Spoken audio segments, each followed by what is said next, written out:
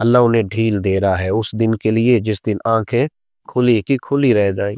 مسلم شریف میں نبی پاک علیہ الصلوۃ والسلام ارشاد فرماتے ہیں کہ اللہ تبارک و تعالیٰ فرماتا ہے کہ ظلم حرام ہے۔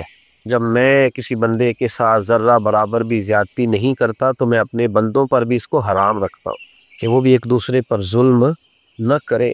یار کتنا خوبصورت اور صاف ستھرا اور کتنا زبردست یہ فکرہ ہے، کس کا زیادہ اس جملے کے اندر طاقت ہے کہ نبی پاک صلی اللہ علیہ وسلم نے فرمایا کہ قیامت کے دن جو اندھیرے تمہیں گھیریں گے نا، قیامت کے اندھیروں میں سے سب سے بڑا اور گمبھیر اندھیرا تمہارے ظلم کا اندھیرا ہوگا۔ جو اندھیرے تمہیں قیامت میں گھیر لیں گے، ظلم قیامت کی تاریکیوں میں سے تاریکی ہے کہ تمہارے راستے کی رکاوٹ بنے گی۔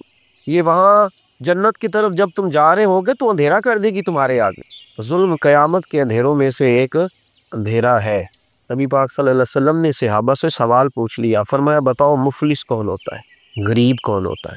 بتاؤ تم میں مفلس کس کو سمجھتے ہو، غریب کون ہوتا ہے؟ صحابہ نے عرض کی یا رسول اللہ صلی اللہ علیہ وسلم ظاہر سی بات ہے، جس کے پاس پیسے نہ ہو، مکان کرائے کا ہو، بیچارہ تنگ دست ہو، مجبوری میں وقت گزار رہا ہو، ہم اسے مفلس اور غریب کہتے ہیں۔ تو حضور صلی اللہ علیہ وسلم نے فرمایا نہیں، یہ بھی بخاری مسلم کی حدیث ہے، فرمایا نہیں بھائی، میری امت میں تو مفلس اور غریب وہ ہے جو قیامت کے دن احد پہاڑ کے برابر نیکیاں لے کے آئے گا۔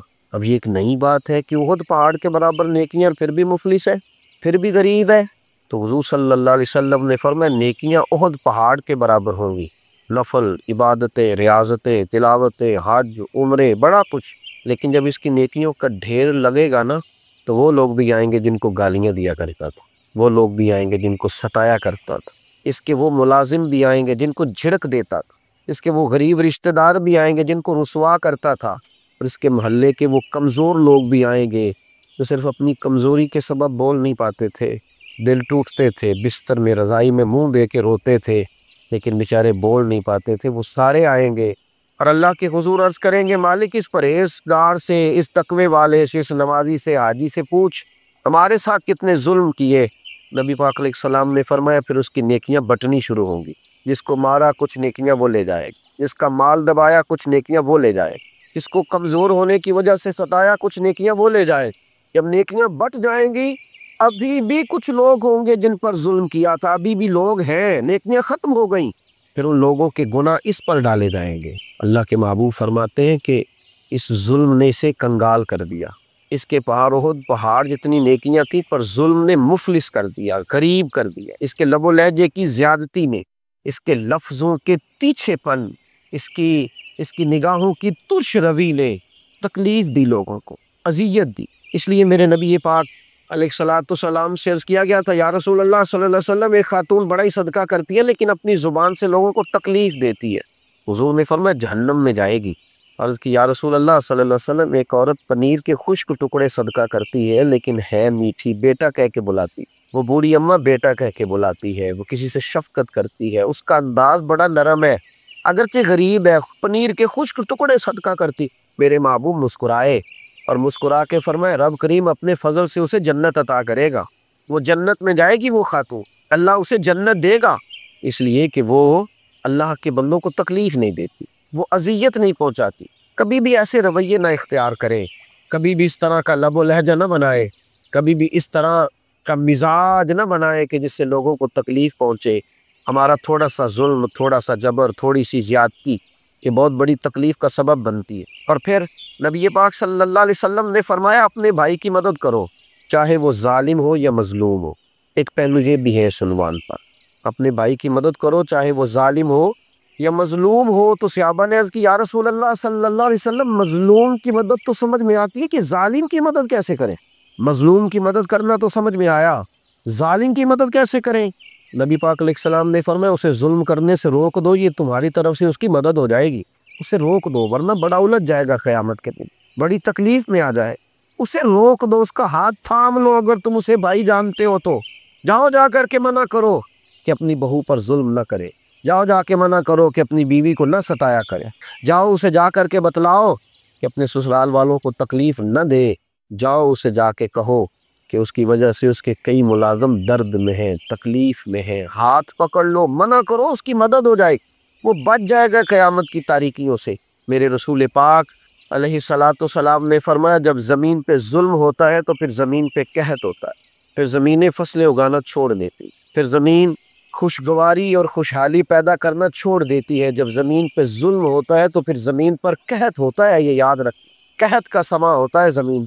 मेरे रसूल पाक अलैहिस्सलाम ने फरमाया जिस बंदे ने एक बालिश्त बराबर ज़मीन पर जुल्म किया, अल्लाह क़यामत के दिन सातों ज़मीनों का तौक बना के उसके गले में डाल देगा।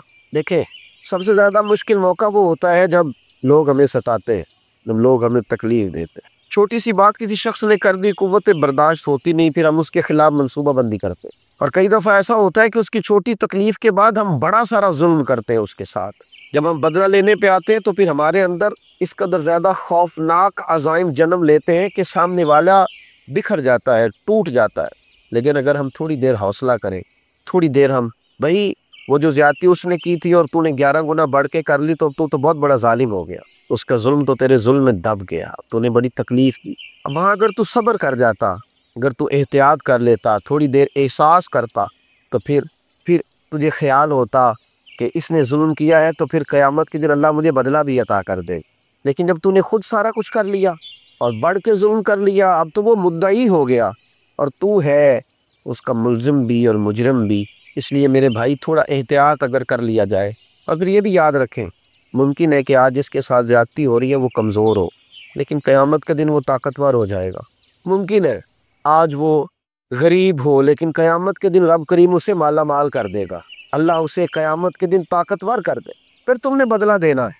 मेरे नबी करीम सल्लल्लाहु ताला अलैहि वसल्लम ने इरशाद फरमाया कि अगर मेरे मोमिन ने किसी ज़िम्मी काफिर पर भी जुल्म किया, तो मुसलमानों की हुकूमत में मुसलमानों को टैक्स देकर जजिया दे के रहता था काफिर, हुकूमत चूँकि मुसलमानों की थी और मुसलमानों ने उस ज़िम्मी काफिर पर जुल्म किया, नबी पाक सल्लल्लाहु अलैहि वसल्लम फरमाते मैं क़यामत के दिन उस ज़िम्मी के साथ खड़ा होके अल्लाह की बारगाह में अपने उम्मती पर मुकदमा करूँगा। मैं मुकदमा करूँगा उस मुसलमान पर, उस ज़िम्मी के साथ खड़ा होके, क्यों इसने ज़्यादती की, जुल्म की, तो तुम्हें काफिर ज़िम्मी के साथ भी इजाज़त नहीं, वजह इसके कि अपनों के साथ जुल्म करो। शाह किसरा ने ना अपने बेटे को आलिम बनाने के लिए एक उस्ताद का बंदोबस्त किया। एक दरवेश बुजुर्ग थे, तो शाह किसरा के बेटे को ना वो पढ़ाया करते थे। उस दौर के जो इखलाकियात थे, जिस तरह की भी तालीम थी, वो पढ़ाते रहे, उस्ताद साहब पढ़ाते रहे। ज़माना उस्ताद अल्लाह तबारक व तआला से डरने वाले थे। पढ़ाते रहे, ज़माना बीत गया। जब वो तालिब इल्म फारिग होने के करीब हो गया, इल्म उसका मुकम्मल हो गया, तो सारी चीज़ें किताबों से नहीं आती। कुछ उस्तादों का सीने का फैज़ भी होता है, कुछ मशाइख के सीने का फैज़ होता है। शर्त यह है कि वहाँ भी फैज़ हो, सीने का फैज़ भी होता है। तो बुजुर्गों ने क्या किया कि उस शहजादे को, चूँकि बादशाह का बेटा था, शहजादा था, तो उस शहजादे को एक दिन जब वो फारिग हो गया ना तालीम से, तो उसको बुलाया और बुला के कमरे के अंदर बंद किया, अंदर से दरवाज़ा लगाया, फिर हाथ में दुर्रा पकड़ा, ज़ोर ज़ोर से उसकी पुश्त पर दुर्रे मारने शुरू किए। इतने दुर्रे मारे कि वजूद पर निशान पड़ गए। सख्त तकलीफ़ उसको हुई, अजियत का शिकार हो गया। और जब बहुत ज़्यादा उसे मार पीट लिया, वो पूछता रहा मेरी गलती, आप क्यों मुझे मार रहे हैं? तो कहा कोई गलती नहीं। तो अच्छी तरह मार लिया, दरवाज़ा खोला तो शहज़ादा घर चला गया। जाके अम्मा से शिकायत करी कि आज मेरे उस्ताद ने बहुत मारा है। अम्मा कहने लगे बेटा उस्ताद बिला वजह नहीं मारा करते, का आप एक दफ़ा अब्बा से कहे तो सही। शिकायत लगाई बादशाह से, बादशाह कहने लगा बेटे नहीं, उस्तादों को जो कौमें कटहरों में खड़ा करती हैं वो पढ़ा नहीं करती, तो मैं नहीं पूछूंगा तेरे उस्ताद से। बात ख़त्म हो गई। लेकिन शहज़ादे के अंदर से गुस्सा नहीं गया। एक वक्त ऐसा आया, एक ज़माना ऐसा आया कि बादशाह इंतकाल कर गया तो शहज़ादा हुक्मरान बन गया। इस वाक़े को 35 साल बीत गए जब उस्ताद ने मारा था। अब वो शहज़ादा हुक्मरान बना तो उसने सबसे पहला हुक्म ये जारी किया कि ज़रा मेरे उस्ताद जी को तो बुलाया जाए। पहली हुकूमत, पहला दिन और पहला आर्डर, ज़रा उस्ताद को बुलाओ। उस्ताद भी बूढ़े हो गए, लाठी पर झुके हुए, भवें सफ़ेद होके झुक गई। उस्ताद पहुँचे, बादशाह सलामत के सामने खड़े हुए तो कहने लगा बुजुर्गो, बूढ़े भी आप हो गए हैं, कमज़ोर भी हो गए हैं, पर आपने नाजायज़ मारा था तो मेरी तकलीफ़ नहीं गई। 35 साल बीत गए, मैं उस वक़्त बेबस था, कुछ कर नहीं सकता था, आज ताकतवर हुआ हूँ, बताइए क्यों मारा था, किस सबब से आपने मुझे मारा? तो उस्तादों ने यूँ आँख उठाई, बूढ़े हो गए थे और कहने लगे बेटे ये जो आज दिन आया है ना, इसी दिन के लिए मैंने तुझे मारा था। ये आज जो तूने बुला लिया ना, इसी दिन के लिए मारा था। कहा हज़रत वो किस तरह? आप फरमाने लगे कितनी देर हो गई तुझे मार खाए हुए? कहा 35 साल। तो फरमाया दर्द नहीं ना भूला?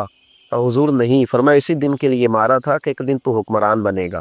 یاد رکھنا اگر تجھے 35 سال جو تیرے اوپر ظلم ہوا، ناجائز مار پڑی، وہ تجھے نہیں نا 35 سال میں بھولی، تو غریبوں کو بھی قیامت تک ظلم نہیں بھولیں گے۔ دیکھنا تو بادشاہ بنا ہے، کسی پہ ظلم نہ کرنا، زیادتی نہ کرنا، ورنہ قیامت تک۔ فرمایا آج تو اقتدار میں آیا ہے تو مجھے کٹہرے میں بلا لیا ہے، غریب قیامت کے دن اقتدار میں ہوں گے تو تجھے کٹہرے میں بلائیں گے، پھر تُونے جواب دینا ہے۔ دیکھنا ظلم نہ کرنا۔ وہ شہزادہ تھا پر سمجھدار تھا، اٹھ کے استادوں کے قدموں سے لگا، کہنے لگا اللہ آپ کو میری طرف سے بہترین صلہ عطا کرے، آپ نے میری تربیت کر دی، مجھے سمجھا دیا، مجھے یہ شعور دے دیا کہ اب میں اس بات کو سمجھ گیا ہوں کہ کبھی کسی کے ساتھ کوئی زیادتی نہیں۔ اور پھر ایک اور بات ہے، ہم ظلم کر رہے ہوتے ہیں نا تو جھونپڑی، تو وہ بادشاہ نے اس بوڑھی خاتون سے کہا کہ یہ جھونپڑی میرے ہاتھ بیچ دو، میرے محل کا نقشہ خراب ہوتا ہے۔ وہ خاتون کہنے لگی کہ سی کی آواز نکالی، درد محسوس ہوا۔ میرے محبوب فوراً کھڑے ہو گئے، فرمایا تجھے میری چھڑی سے تکلیف ہوئی ہے؟ یہاں لوگ گاڑی کا ایکسیڈنٹ کر کے بھی کہتے ہیں کہ کیا ہو گیا، وہاں ذرا بریک نہیں لگی تمہیں، مطلب یہ کیا ہو گیا، اٹھ جاؤ، ختم ہو گئی بات۔ تو پتہ نہیں کہ تم موٹر سائیکل کے غریب آدمی ہو اور میں 1.25 کروڑ کی پجاروں پہ بیٹھا ہوں، تم گر گئے تو ختم ہو گئی بات، چھڑی لگی، صفے سیدھی کراتے۔ تو رسول رحمت علیہ السلام نے فرمایا تمہیں تکلیف ہوئی؟ عرض کی حضور ہوئی ہے۔ نبی پاک علیہ السلام نے فرمایا مجھ سے آج ہی بدلہ لے لے، قیامت میں سوال نہ کروں، آج ہی بدلہ لے لے۔ انہوں نے کہا حضور لینا ہے بدلہ، اللہ اکبر، لینا ہے۔ تو محبوب نے فرمایا لو نا۔ یا رسول اللہ میرا پیٹ ننگا تھا، آپ بھی کپڑا اٹھائیے۔ رسول کریم علیہ السلام نے کپڑا اٹھایا تو وہ نبی پاک صلی اللہ تعالیٰ علیہ وسلم کے وجود سے لپٹ گئے اور حضور کا وجود اطہر چومنے لگے۔ حضور نے فرمایا یہ کیا کر رہے ہو؟ کہا یا رسول اللہ صبح پتہ نہیں رہوں گا کہ شہید ہو جاؤں گا، جاتے جاتے برکتیں حاصل کر رہا ہوں۔ مجھے بتائیے، ماضی قریب کے کسی درویش کا، کسی عالم کا ذکر ہو تو لوگوں کا شوق بڑھ جاتا ہے۔ ان لوگوں کا کیا کہنا جنہوں نے مدینے والے محبوب کو دیکھا تھا، رسول کریم کی صحبت اٹھائی کی، حضور کی بارگاہ میں رہے تھے، تھوڑا سا کہا جائے نا کہ فلاں آدمی دور سے آ رہا ہے، شوق بڑھ جاتا ہے کہ یار پتہ کرے بندہ بڑی دور سے آ رہا ہے۔ آپ غور کریں کہ وہ لوگ کتنے بڑے تھے جو دور دور سے آ کے حضور کی بارگاہ میں شرف صحابیت سے مشرف ہوئے۔ بحث کا دور آیا، گفتگو کا دور آیا، تقریروں کا دور آیا، اور اپنی بات منوانے کے طور پر اور اپنی طرف لوگوں کی توجہ کرنے کے طور پر کوئی انوکھی بات کرنے کا دور آیا۔ ظاہر ہے ایک بات تو سارے کر رہے تھے، اب جس نے آ کے کوئی بالکل انوکھی بات چھیڑی جو پہلے نہیں ہو رہی تھی، ادھر توجہ لوگوں نے حاصل کی۔ اور یہ طریقہ رہا ہمارا کہ ہم نے بھی یہ کہا کہ یہ والی بات تو سارے کر رہے ہیں، یہ بندہ کوئی انوکھی کر رہا ہے، ذرا جاؤ یاد رکھنا اس چیز نے تشکیک پیدا کی، اس نے شک پیدا کیا۔ صحیح بات بتانا، کبھی کسی نے اپنے باپ دادا پہ ڈسکس کیا ہے؟ دادا انتقال کر گئے، نانا انتقال کر گئے، کبھی آپ نے ڈسکس کیا ہو کہ نمازی تھے کہ نہیں، دیانتدار تھے کہ نہیں؟ میری بات پر توجہ ہے آپ دوستوں کی؟ کبھی یہ ڈسکس ہوا ہے کہ وہ کس قدر زیادہ دیانت سے تجارت کرتے تھے اور کوئی ڈسکس کرنے دیتا ہے؟ عام لوگ تھے، عام انسان تھے، ڈسکس تو ہو سکتی ہے نا، گفتگو کی گنجائش تو ہے، لیکن آپ نہیں کرتے، نہیں کرنی بھی چاہیے۔ لیکن ہم اس زمانے میں بستے ہیں اور وہ دور بھی ہم نے دیکھ رہے ہیں کہ جس دور میں صحابہ کو ڈسکس کیا جاتا ہے، اہل بیت کو ڈسکس کیا جاتا ہے، گفتگو کی جاتی ہے، صرف یہ کہ 4 لوگوں کی توجہ اپنی جانب کرنے کے لیے۔ اور ہمارا بھی ذوق ہے کہ بس کوئی انوکھی بات تو کر رہا ہے نا، دوڑ کر کے ادھر ہم لوگ مائل ہو جاتے ہیں۔ یاد رکھے نبی پاک صلی اللہ تعالیٰ علیہ وسلم کی بارگاہ عالی مرتبت میں جو لوگ بیٹھتے تھے، ہم یہ بات روز سنتے ہیں، پر کبھی آپ غور تو کریں، 40 سال حضرت غوث اعظم رضی اللہ تعالیٰ عنہ نے ساری رات عبادت کی، اور یہ ایک تو مجاہدہ ہے وہ رات کو عبادت کا، اور ایک ہے دن کی جد و جہد، سویرے اٹھنا، فقہ کا درس دینا، طلباء کو پڑھانا، پھر اس کے بعد لوگوں کو حدیث پاک کے اسباق پڑھانا، پھر اس کے بعد تفسیر قرآن پر کام کرنا، پھر کتابیں لکھنا، اور پھر رات کو 70 ہزار کے مجمع سے خطاب بھی کرنا۔